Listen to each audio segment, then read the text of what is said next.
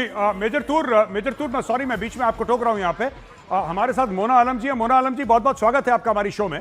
मैं आपसे एक सिंपल सा सवाल पूछना चाहता हूं। आज वहां पे ब्लैक डे कह रहे हैं लोग, ब्लैक डे ऑब्जर्व कर रहे हैं वहां पे, वो एक तरफ है, लेकिन ये बात मेजर तूर ने बिल्कुल ठीक बोली। वो लोग जो पीओके के लोग हैं, उन्होंने कुछ ये नहीं बोला कि हम हथियार उठाएंगे या मारेंगे या कुछ करेंगे। जो जेएसी वाले मांग रहे थे, जो उन लोगों ने तो यही बोला कि सस्ता आटा, सस्ती बिजली, इंफ्रास्ट्रक्चर ठीक होना चाहिए, स्कूल होना चाहिए।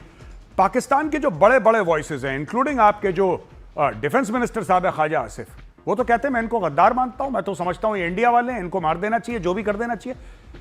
ये एक बड़े लेवल के जो आपके लोग हैं, जो कैबिनेट मिनिस्टर्स हैं, आपको जो करना है करिए, आपको जैसा एक्शन करना है, फिर वहां पे जो रिएक्शन उनको जो करना है वो करेंगे, वो बात की बात है। मैं उसके बारे में बात नहीं करना चाह रहा यहां पे।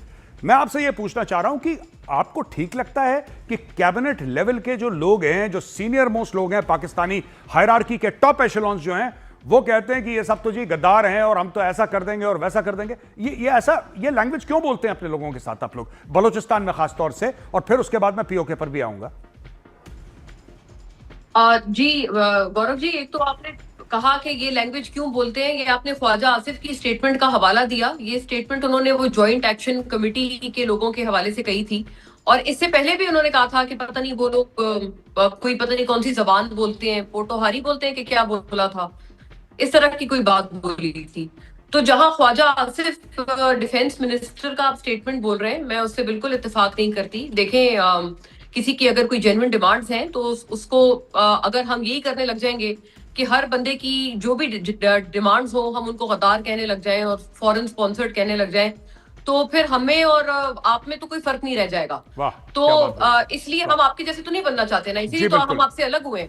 इसीलिए आज हम 14 अगस्त मना रहे हैं, क्योंकि हम आपके जैसे नहीं बनना चाहते ना। ये आपने बहुत अच्छी बात करी कि साहब, अगर हम गद्दार कह दें किसी को, तो हम आपकी तरह, भगवान न करे कभी ऐसा दिन आए कि हम लोगों को एक साथ लोग नाम लें भारत और पाकिस्तान का, हमारे लिए बड़ी शर्म की बात हो जाएगी। I would request you madam to stick to the topic. अगर आप इस तरीके के कमेंट्स करेंगी, फिर I will be also constrained, फिर मैं भी इस तरीके के कमेंट्स करूंगा, और इससे क्या होगा, मामला डिरेल हो जाएगा। चलिए मैं आपको बलूचिस्तान ले चलता हूं।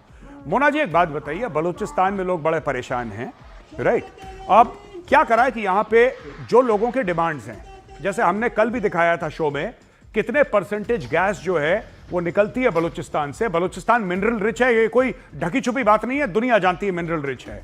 वहां पे जो मैक्सिमम गैस है या मैक्सिमम वेल्थ है, वो चली जाती है पंजाब, फिर चली जाती है सिंध। बलूचिस्तान में कम रह जाती है, बलूचिस्तान में कम गैस रह जाती है। बलूचिस्तान में अभी भी लोग लकड़ियों पे, कोयलों पे अपना खाना पका रहे हैं, गैस उनके पास नहीं आती है। इसके बारे में मैं आपसे एक बात पूछना चाहता हूं, यह भी भारत की साजिश है मैडम?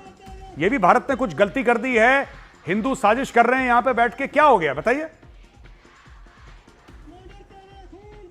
नहीं, देखिए, मैंने तो नहीं कहा ये भारत की साजिश है। मैं तो आपको ये कह रही हूँ कि बलूचिस्तान मिनरल रिच है, एनर्जी रिच है, सबसे रिसोर्सफुल सूबा है पाकिस्तान का।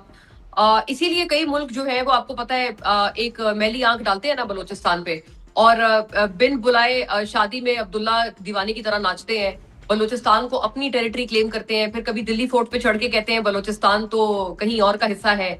तो इसीलिए कहते हैं ना, क्योंकि वो बहुत एनर्जी रिच है। ये कौन कहता है? कहा होगा किसी ने, कहा होगा किसी ने, सोचे हैं जरा।